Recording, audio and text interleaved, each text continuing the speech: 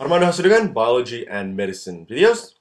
Please make sure to subscribe, join the forum and group for the latest videos. Please visit Facebook, Armando Hasudungan. Please like, and here you can also ask questions, answer questions, and post some interesting things, including artworks. And you can also change the quality settings to the highest one for better graphics. In this video, we're going to talk about ionic substances. And an ion, first of all, is an electrically charged particle obtained from adding or removing electrons. Metals are usually in an ionic form. So what are these ionic forms? Well, for example, if we have a positively charged sodium and positively charged calcium, this 2+ indicates that 2 electrons were removed to form this 2+. And so these positively charged ions, these sodium and calcium, are known as cations.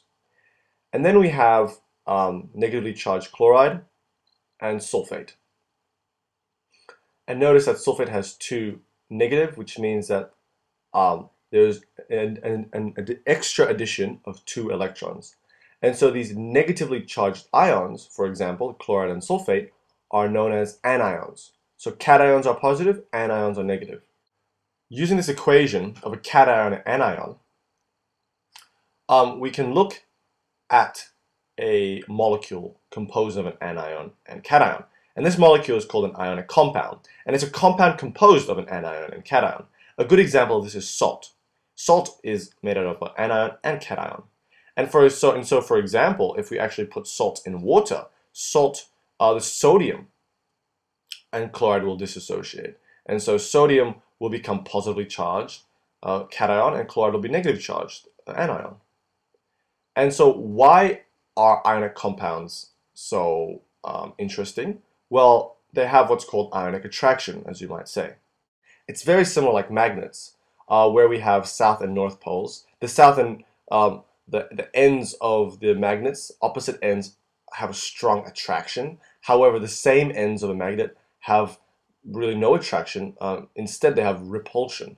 So this is exactly the same as the ionic substances. For example, sodium and chloride, because they're oppositely charged, they have a good attraction, a strong attraction. However, if we have 2 positively charged sodium, for example, they will have a repulsion. They're not attracted to each other. And from this, we have what's called ionic bonding, which are chemical bonds formed by the electrostatic attraction between positive and negative ions. And these attractions are very, very strong.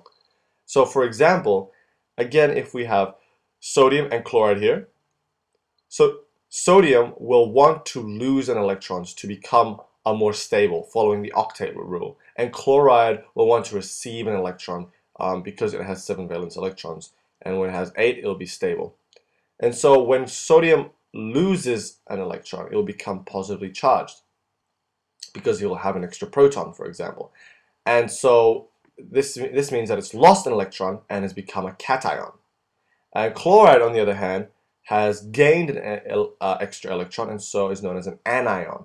And so this cation and anion will have great attraction because it's an attraction between positive and negative ions. And this is one of the strongest bonds in chemistry, the ionic bonding.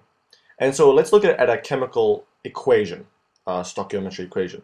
So here we have sodium, and the electron configuration of sodium is after neon 3s1. And then plus we have chloride, which is after neon 3s2 and the 3p5 orbitals. And this represents separate atoms of sodium and chloride. And so what happens is, in this chemical equation, this electron here in the 3s orbital will move to the 3p orbital of chloride. And so this chemical equation will yield a positively charged sodium with an electron configuration of just after neon with 3s0, meaning 0, just neon then, plus a negatively charged chloride because it's gained an electron. So the electron configuration will be neon 3s2 3p6.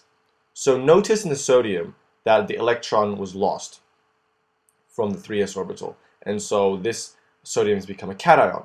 And for chloride, notice that electron was gained, 6 instead of 5, and so this chloride becomes an anion. So I hope you understood this ionic substance. It's pretty basic, I guess. I hope you enjoyed this. Please like, comment, and share. Thank you.